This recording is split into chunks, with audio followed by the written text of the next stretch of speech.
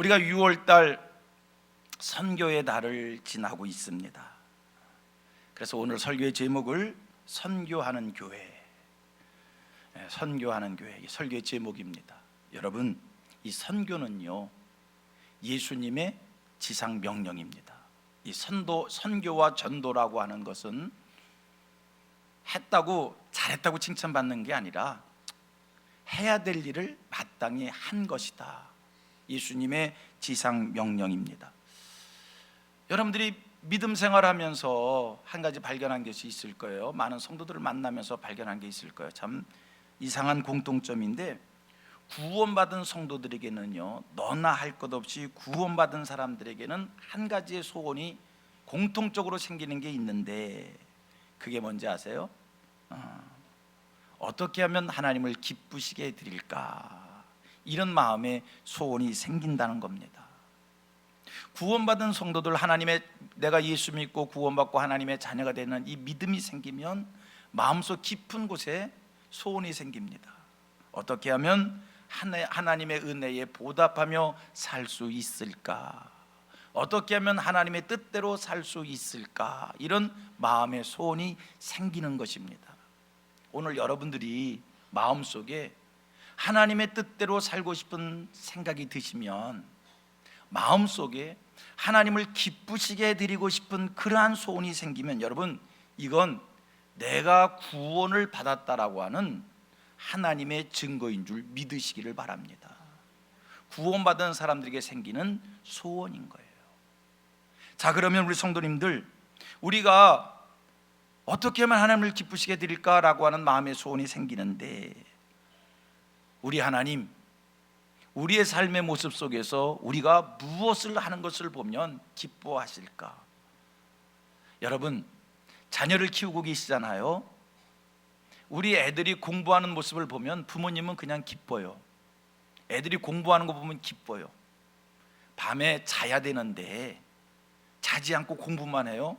야, 불 좀 끄고 자라고 얘기하지만 마음은 기쁜 거예요. 참 대견한 거예요. 애들이 공부하는 것을 볼 때 부모가 기뻐합니다. 그러면 하나님께서 우리의 어떤 모습을 보고 기뻐하실까? 선교사가 되려고 하는 사람들에게 거의 필독서처럼 읽혀지는 책이 하나 있습니다. 버마 선교사 저드슨의 생애라고 하는 책입니다. 버마라고 하는 나라가 지금은 미얀마로 이름이 바뀌었지만, 이 저드슨의 생애라는 책을 보면, 저드슨이 이제 학교를 졸업하면서, 신학교를 졸업하면서 큰 교회 목사로 초청을 받게 됩니다. 청빙을 받게 됩니다. 사람들이 부러운 눈으로 그를 바라봅니다. 친구들이 부러워합니다. 그런데 저드슨은 큰 교회에서 자기를 목사로 부르지만 큰 교회로 부임해 간 것이 아니라 미얀마, 버마 선교사로 지원해 갑니다. 일찍이 자기가 해외 선교의 꿈을 가지고 있었기 때문에 그런 겁니다. 여러분, 이 버마라고 하는 나라는 불교 나라이잖아요. 불교 나라에서 선교를 한다는 것 쉬운 일이 아닙니다. 저드슨이 버마에 가서 선교를 시작한 것이 1813년입니다. 그리고 1850년까지 약 37년간 버마 땅에서, 미얀마 땅에서 선교를 하는데, 1813년에 도착해서 선교하여 전도하여 첫 세례를 준 사람이 6년 만에 등장합니다. 6년 동안 열심히 그저 이런 모습 저런 모습으로 예수를 전하고 가르치고 그랬는데, 6년 만에 첫 번째 세례받은 사람이 생겼어요. 그리고 100년이 지난 1819년 6만 명의 예수 믿는 사람들이 생깁니다. 그리고 2017년입니다. 200만 정도의 그리스도인들이 생겼다라고 하는 겁니다. 생각을 해보면 기독교인이 한 명도 없었던 이 불교의 나라에 저드슨이라는 선교사가 가서 6년 동안 힘들게 전도를 해서 한 사람을 예수 믿게 했는데, 그로부터 100년 지나서 6만 명의 그리스도인이 생기고, 그로부터 또 세월 지나 지금 200만 명의 그리스도인들이 생기고 교회가 계속 확장되어져 간다는 이 사실, 이거는요 하나님이 큰 영광 받으실 일이고요, 천사들이 흠모할 일이라고 믿습니다. 우리나라 기독교 역사 135년입니다. 1884년 우리나라의 언더우드 선교사 아펜젤러 선교사가 인천항에 첫 발을 내딛습니다. 더 거슬러 올라가면 1866년 토마스 선교사가 대동강변에서 순교를 합니다. 한국 땅을 밟아보지도 못하고 그냥 순교를 해버렸어요. 그로부터 지금입니다. 한국교회가 왕성해졌습니다. 선교하는 교회가 됐습니다. 여러분, 복음의 역사 속에, 하나님 나라 생명록 속에 이 땅에 복음을 전했던 그 토마스 선교사와 아펜젤러 언더우드 선교사 얼마나 영광스럽고 그들의 삶을 하나님이 얼마나 기뻐하셨을까 하실까. 선교라고 하는 것은요, 복음이 전해지지 않은 땅에 복음의 씨를 뿌리는 게 선교입니다. 기독교의 복음을 자유롭게 전할 수 있는 나라, 복음 전도가 왕성한 나라는 그 교회 성도들이 힘을 나누어서 전도들로 할 수가 있습니다. 그 나라 교회가 전도하고 그 나라 성도들이 복음을 전할 수 있는 거예요. 그러나 아직 복음이 전해지지 않은 땅은요, 누군가가 일어나서 복음을 전해야 되는데 그 나라 교회는 자기 힘으로 할 수 없기에, 전할 사람이 없기에, 복음 전도가 막혀져 있는 땅이기에 누군가가 건너가서 도와야 하고 힘을 보태야 합니다. 그 일에 헌신할 사람이 있어야 그 나라의 복음이 전해지는 겁니다. 언어가 다르고 생활 습관이 다른 곳이지만 누군가가 찾아가서 그곳에 복음을 전해야 복음의 씨가 그 땅에 떨어질 수 있는 것이고 그 땅에 복음이 왕성해질 수 있는 겁니다. 그렇다고 할 때 복음이 전해지지 않은 땅에 복음을 전하는 이러한 일에 대해서 하나님이 얼마나 기뻐하시겠느냐는 거예요. 보십시오, 우리 하나님께서는요, 이 지구상에 있는 사람 모든 이들이 다 예수 믿고 하나님의 자녀되고 구원받기를 하나님이 소원하고 있으셔서 하나님이 사람 되어 세상에 오셨어요. 이건 하나님의 소원입니다. 온 인류가 구원받는 것은 하나님의 소원입니다. 그래서 하나님이 사람 되어 이 땅에 오신 것 아닙니까? 그 일에 동참한다는 것, 그 일에 쓰여진다는 것, 감사한 일입니다. 하나님께 영광이 되는 일이고요, 하나님이 기뻐하실 일인 줄로 믿습니다. 저는 지난 주간에 그리고 지난 주일 우리 선교위원들과 일본에 전도하러 갔었습니다. 일본이라는 나라를 가보았더니 한눈에 알겠더라고요. 잘 사는 나라입니다. 우리나라보다 훨씬 잘 사는 나라인 것이 한눈에 확 들어왔습니다. 일본이 경제적으로 잘 살고 환경이 사람 살기에 편안하고 좋지만 여러분, 그러면 무엇합니까? 아직 하나님을 모르고 기독교 신앙에 대한 간절함이 없는데 하나님의 눈으로 보면, 영적으로 보면 그 나라 경제는 부강했는지 모르지만 불쌍한 나라인 거예요. 우리 예수 믿는 사람들 이렇게 고백하지 않아요? 뭐라고 고백합니까? 하나님이 없는 물질, 하나님이 없는 정치, 하나님이 없는 과학, 하나님이 없는 교육, 지금은 왕성한 것 같지만 결국은 망하게 된다라고 하는 겁니다. 일본이라는 나라를 하나님의 눈으로 보면, 영적으로 보면 불쌍한 거예요. 그래서 누군가가 그 땅에 복음을 줘야 됩니다. 일본 교회가 그 일을 감당해야 되는데 일본 교회가 그 일을 감당하기에는 너무나 미약하기에 그 일을 감당할 수 있는 우리 한국 교회가 그 일에 쓰여지는 거고요, 소원하기는 우리 성민교회도 그 일에 쓰여지기를 원합니다. 여러분 기억하십시오. 마음에 새기십시오. 명심하십시오. 우리 하나님은요, 이 지구상에 가난하고 미개한 어느 작은 섬나라 사람이든지 아니면 배불리 잘 먹고 잘 사는 대륙의 어떤 사람이든지 다 하나님은 이 지구상의 모든 이들이 다 구원받기를 원하는 그것이 하나님의 소원입니다. 우리 성민교회 하나님의 소원을 이루어드리는, 하나님이 기뻐하시는 그 일에 동참하는 우리 성민교회 되어지고 여러 성도님들 되기를 축복합니다. 축복합니다.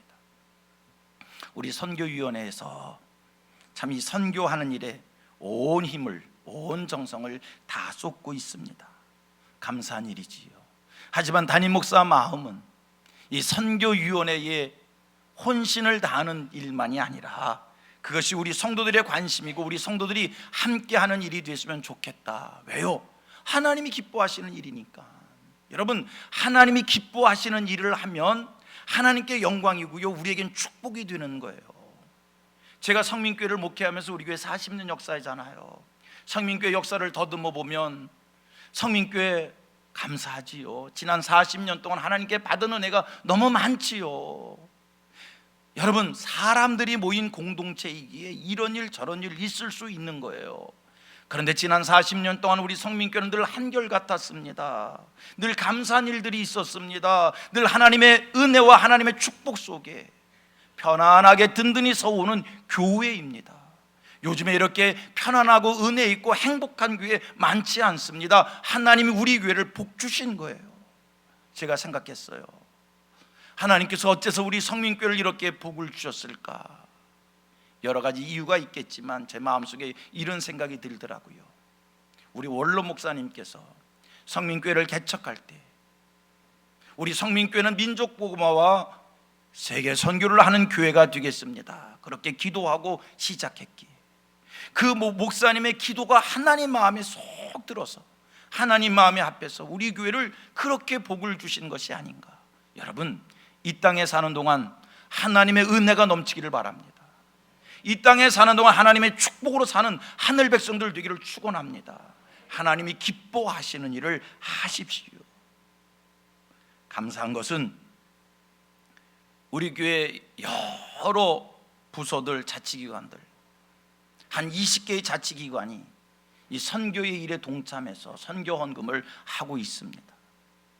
감사한 것은 우리 교회 성도들 중에 지금 377명이 선교 회원이 돼서 선교 헌금을 하나님 앞에 드리고 있습니다.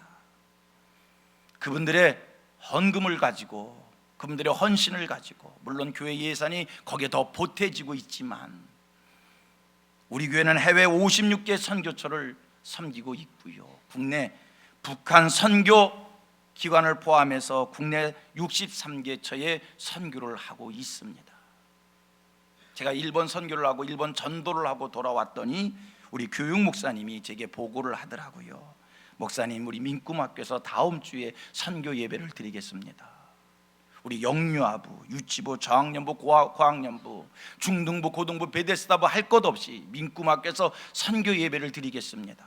그래서 선교를 위해서 기도하고 선교 헌금을 하고, 또 어느 교회 학교에서는요, 어느 부서에서는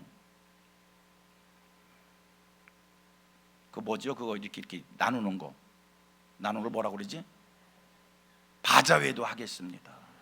그 애들이 그 정신이 고맙잖아요. 얼마나 감사한지. 이러한 힘이 합쳐서, 여러분, 이 모든 일들, 이 힘을 합쳐서 우리 교회가 선교하는 겁니다. 이제 더 선한 욕심, 거룩한 욕심입니다. 더 많은 선교지를 우리 교회가 감당할 수 있게 되기를 원합니다. 그래서 377명의 선교 회원뿐만이 아니라 우리 선교위원회에서 목표한 게 있더라고요. 800명의 선교 회원을 위해서 기도하더라고요. 할렐루야. 하나님께서 이 시간 성령의 감동을 주셔서 하나님이 기뻐하시는 그 일에 많은 분들이 선교로 동참할 수 있게 되기를 축복합니다. 한 달에 5,000원이든 10,000원이든 하나님이 감동 주시는 대로 선교 헌금에 동참하시고, 몇 주 전에, 한 2주 전인가요, 어느 분이 저를 찾아오셨어요. 제 방에 오셨어요. 그러면서 하시는 얘기가, 목사님, 아프리카에 우물 파기를 하고 싶어요. 그런데 이건 제가 무명으로 하겠습니다. 목사님, 아프리카에 무명으로 우물 파기를 하고 싶어요. 아프리카 우물 파기는 예산이 적게 들질 않거든요. 그런데도 어느 분이 성령의 감동에 순종해요. 그 일을 하겠다는 겁니다. 성도님들, 하나님이 주시는 감동에 순종하여 하나님이 기뻐하는 일에 많이 동참할 수 있기를 축원합니다. 저는 이 시간에 아까 모리아교회 그림 보여드렸는데 어느 분이 감동받고 교회 하나 해버리는 게 아니지, 교회 하나 드렸으면 좋겠어요. 아멘 안 할 줄은 알았어. 왜요? 하나님이 기뻐하시는 일이잖아요. 하나님이 기뻐하시는 일이잖아요. 제가 오늘 설교의 본문을 요한계시록 10장 8절로 11절을 본문으로 삼았습니다. 자, 이 본문은 제가 자주 설교하는 본문입니다. 1년에 한 번 이상은 오늘 본문으로 설교를 합니다. 제가 오늘 왜 이 본문을 다시 택해서 설교를 하나? 선교를 더 잘하고 싶어서 오늘 본문을 설교의 본문 삼았습니다. 여러분, 우리가 어떻게 하면 선교를 잘할 수 있을까?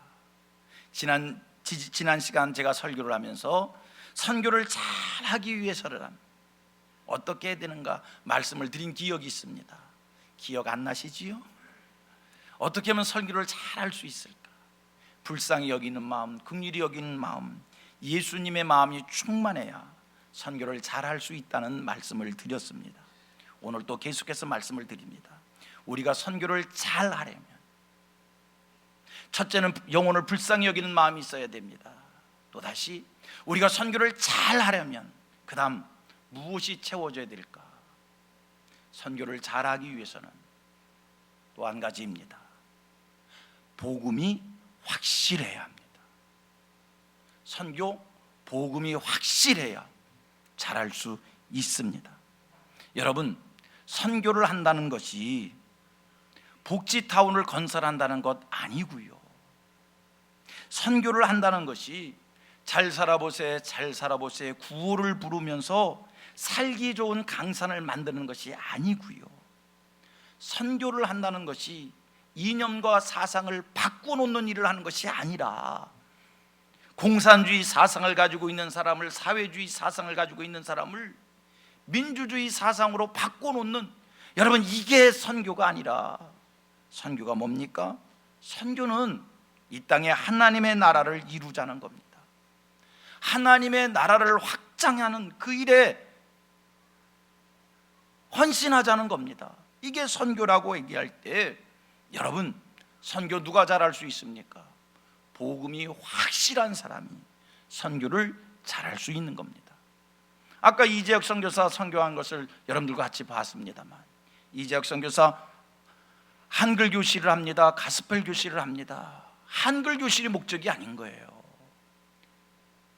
가스펠 교실이 목적이 아닌 거예요. 그거를 통해서 복음을 나누려고 하는 접촉점을 찾는 거지. 그것을 통해서 교회를 세우겠다라고 하는 것이지. 여러분, 우리 교회가 선교를 한다고 하면서 아프리카에 우물을 팝니다. 우물 파기가 목적이 아닌 겁니다. 결국은 그걸 접촉점을 삼아서 그 땅에 하나님의 나라를 이루겠다는 것 아닙니까? 제가 아프리카 우물 파기에 관심이 있어서 인터넷을 한번 이렇게 쭉 살폈더니요, 한 가지 발견할 수 있더라고요.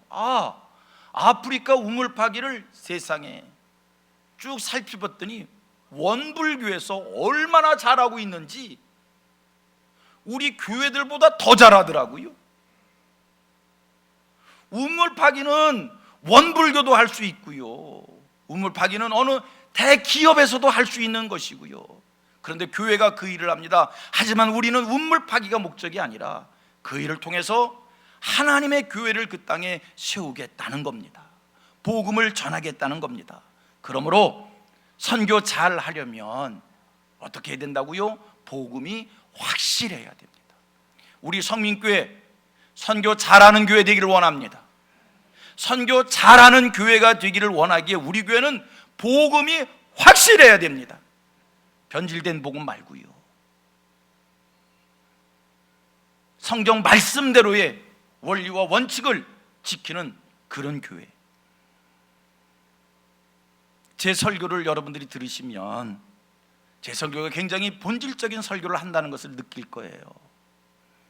제가 지난 주간에 우리 목사님들이 모인 곳에서 세미나 강의를 했습니다.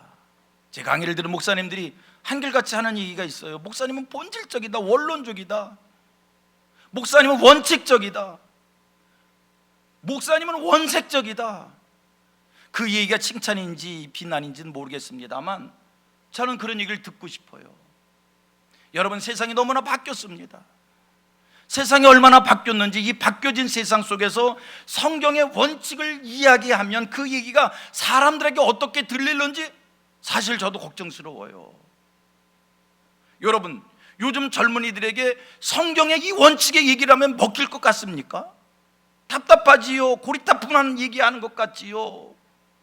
저는 이 얘기가 나쁜 단어인지 좋은 단어인지는 모르겠어요. 속어인지 비속어인지 모르겠는데 근데 많이들 쓰고 있어요. 근데 확인은 못 하겠더라고요. 만약에 비속어를 제가 강단에 썼다면 용서해 주고요, 그냥 이해는 될 거예요. 성경의 원칙적인 얘기, 원론적인 얘기하면 사람들이 그렇게 얘기할 거예요. 꼰대 취급할 거예요. 그래도 여러분, 우리는 확실한 복음을 붙잡고, 세상을 살리는 건 복음이지. 세상이 뒤죽박죽이어도 하나님은 살아계시고요, 하나님 말씀 자체가 살아있는 능력이기에 우리의 영과 혼과 관절과 골수를 찔러 쪼개기까지 하는 것은 이 성경의 말씀이기에 여러분, 이 말씀, 성경 말씀 확실히 붙잡는 우리 교회 되기를 원합니다. 왜? 복음이 확실해야 선교를 잘할 수 있고, 그것이 고리타분 얘기인 것 같아도 하나님 살아계시고 그 말씀에 능력 있기에 세상을 살리는 것이 하나님의 말씀이기에, 선교를 잘하면 하나님이 기뻐하시는 일이기에 복음이 확실한 우리 성민교회 되기를 축복합니다. 자, 사도행전 9장 15절 말씀을 한번 같이 읽어봅니다. 9장 15절입니다. 시작. 주께서 이르시되 가라. 이 사람은 내 이름을 이방인과 임금들과 이스라엘 자손들에게 전하기 위하여 택한 나의 그릇이라. 여러분, 이 말씀이 오늘 본문과 유사해요? 아니, 똑같아요. 오늘 본문 11절 말씀이 뭡니까?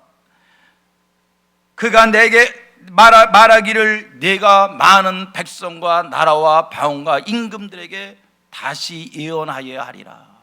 그런데 사도행전 9장 15절 말씀, 이 사도행전 9장 15절 말씀은요, 하나님께서 아나니아에게 바울을 소개하는 말씀입니다.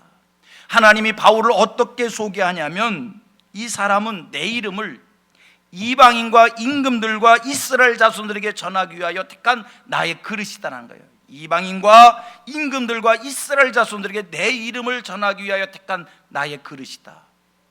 요한계시록 11장 10절에 무슨 말씀을 합니까? 많은 백성과 나라와 방언과 임금들에게 다시 예언하여야 하리라. 똑같잖아요. 저는 이 두 말씀을 비교하면서 마음에 이런 생각이 듭니다.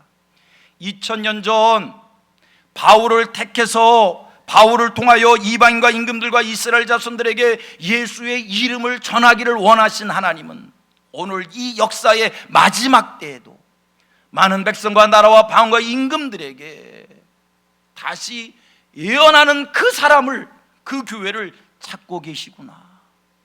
우리 성민교회, 많은 백성과 나라와 방언과 임금들에게 다시 예언하는 교회가 되기를 원합니다. 이거는 하나님의 소원입니다. 2000년 전 바울을 택하여 그 일을 하게 하신 하나님, 오늘 우리에게 이 말씀을 들려주시면서 많은 백성과 나라와 방언과 임금들에게 다시 예언하여야 하리라. 아멘. 그렇습니다. 우리는 많은 백성과 나라와 방언과 임금들에게 다시 예언하여야 하겠기에 오늘 성경 말씀을 보았더니 10절에 그렇게 말씀을 하고 있어요. 8절에 그렇게 말씀하고 있어요. 많은 백성과 나라와 방언과 임금들에게 다시 예언을 하려면 천사의 손에 들려진 작은 두루마리를 갖다 먹어야 된다는 거예요. 천사의 손에 들려진 작은 두루마리를 갖다 먹고 많은 백성과 나라와 방언과 임금들에게 다시 예언을 하라. 아멘. 우리 성민교회 천사의 손에 들려진 작은 두루마리를 갖다 먹고 꿀꺽 삼키고 예언하는 교회가 되십시다. 그러면 천사의 손에 들려진 작은 두루마리가 뭐냐? 그게 뭐길래 그거를 갖다 먹고 예언을 하라 하느냐? 요한계시록 14장 말씀을 가보았더니 천사의 손에 들려진 작은 두루마리는 영원한 복음이다, 이렇게 아주 명확하게 설명을 주고 있습니다. 영원한 복음을 갖다 먹고 다시 예언을 하라. 그 영원한 복음의 내용이 뭐냐라고 얘기했더니 또 계속 설명하는 게 하나님을 두려워하라, 하나님의 심판의 때가 가까웠다, 하나님께 영광을 돌리고 그를 경배하라. 이게 영원한 복음이라는 거예요. 자, 요한계시록 14장 6절로 7절 말씀을 읽겠습니다. 제가 먼저 읽겠습니다. 잘 보세요. 또 보니 다른 천사가 공중에 날아가는데 땅에 거주하는 자들 다 같이 시작. 곧 모든 민족과 종족과 방언과 백성에 전할 영원한 복음을 가졌더라. 천사가 뭐를 가졌다고요? 모든 민족과 종족과 방언과 백성에 전할 영원한 복음을 가졌더라.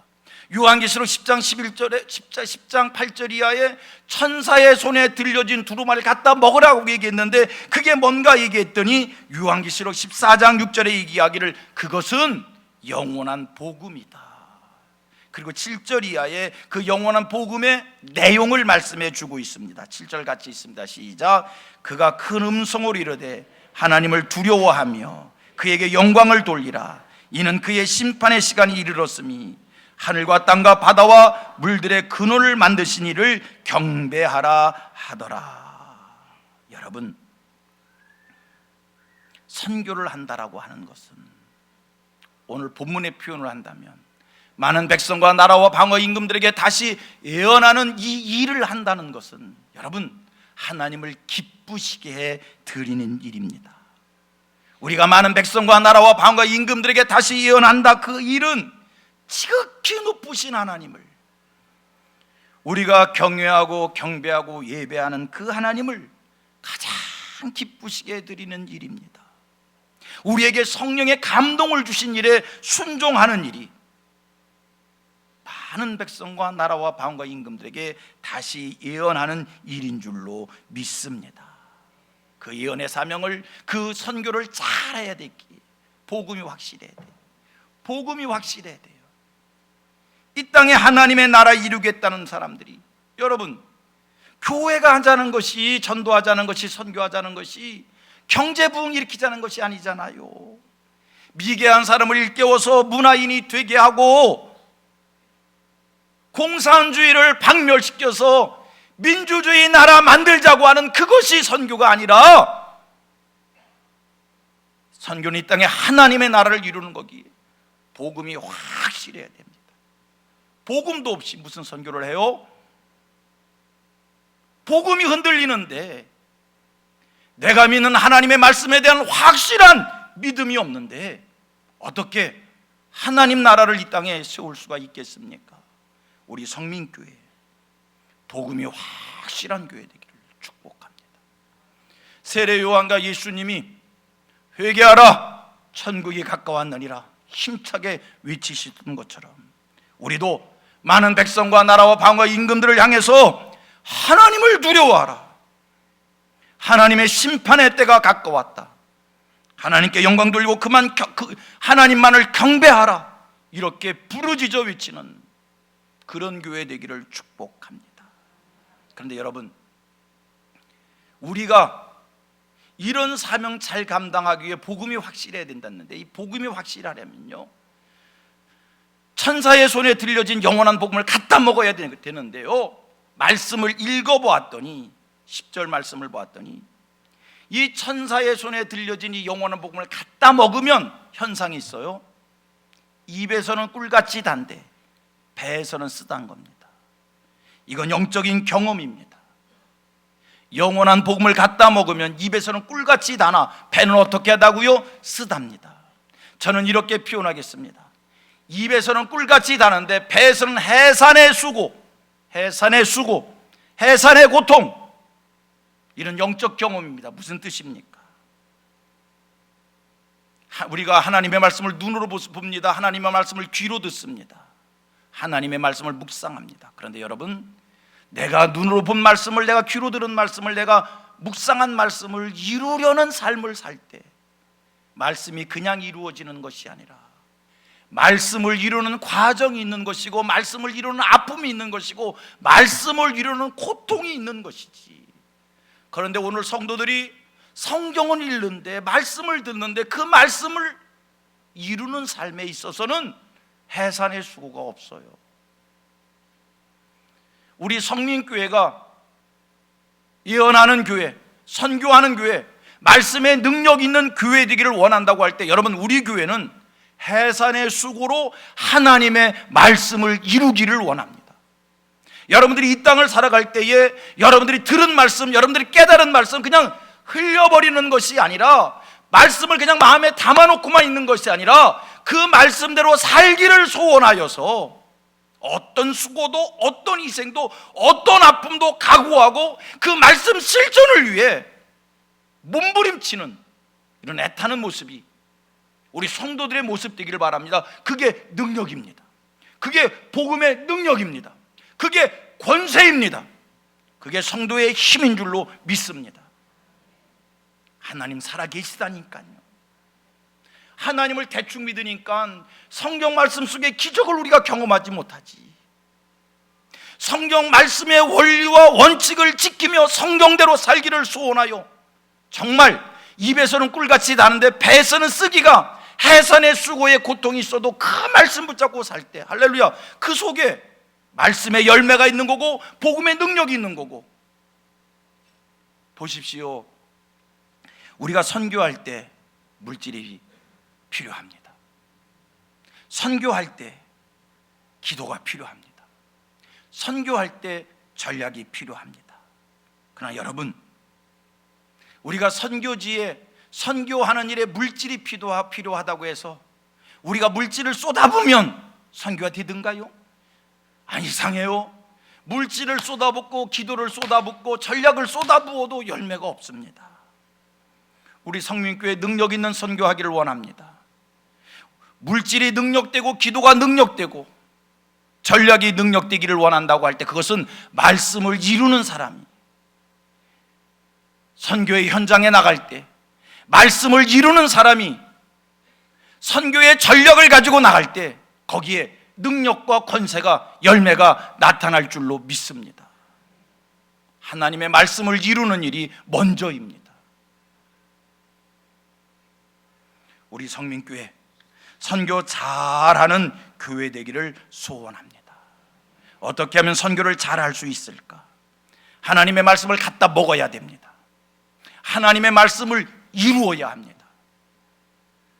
배에서 쓰기가 해산의 수고와 같은 고통이 있다 할지라도 하나님 말씀 부여잡고 그 말씀을 이루는 삶을 살 때 그 선교에 열매 있을 줄 믿습니다.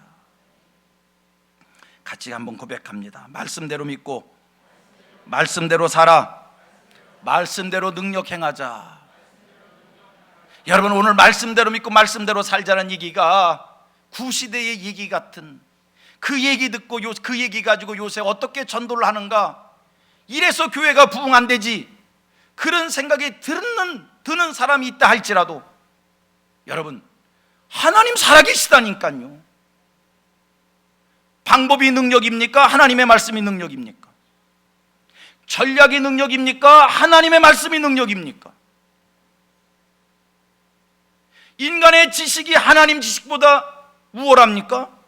하나님의 어리석음이 인간의 지혜로움보다 나은 거예요. 하나님의 말씀대로 확실한 삶을 사는 우리 성도를 되어서 우리 교회 선교 잘하는 교회, 30배, 60배, 100배의 결실이 있는 그런 교회 되기를 축복합니다. 우리 교회가 선교하자는 것은 하나님이 기뻐하시는 일이니까 하자는 거예요. 여러분들이 그 일에 동참하자는 얘기는 하나님 기뻐하신 일에 여러분 동참하시어서 하나님의 은혜를 누리시라는 거예요. 이 시간 성령께서 우리에게 감동해 주셔서 우리 성민교회 선교에 열심을 다하는 그런 교회 되기를 축복합니다. 제가 오늘 선교하는 교회 설교를 준비하면서 마음으로 우리 교우들한테 죄송한 마음, 민망한 마음이 사실 있습니다. 선교하는 교회가 되기를 위해서 선교를 강조했지만 그 일 속에 어려움도 있었고 시험도 있었고 부끄러움도 있었고 이런 일 저런 일들이 있어서 또다시 우리 성도들에게 이 선교해야 된다는 설교를 해야 되는가라고 하는 부담감이 있지만, 그러나 하나님 앞에서 믿음이 생기기를, 하나님께서 제 마음에 주시는 생각은 우리가 넘어졌어도 다시 일어나서 하나님 앞에서 해야 될 일은 해야 되겠기에 우리 성도님들 다시 한번 힘을 내십시다. 다시 한번 마음을 모으십시다. 다시 한번 선교의 열정을 회복하시고 하나님이 기뻐하시는 일에 전진해 가십시다. 우리 성도들이 그런 거 아니에요. 가다가 길이 없으면 길을 만들어서 가는 거고요, 산이 있으면 기어 올라가는 거고요, 바다가 있으면 헤엄쳐 가는 거고요. 내 힘으로 산을 넘을 수 없고 내 힘으로 바다를 건널 수 없을 때는 믿음으로 산을 옮기고 믿음으로 바다를 가르고 가는 게 우리 성도의 삶 아닙니까? 다시 일어나서 선교에 힘을 다하는 우리 성민교회 되어지기를 주님의 이름으로 축복합니다.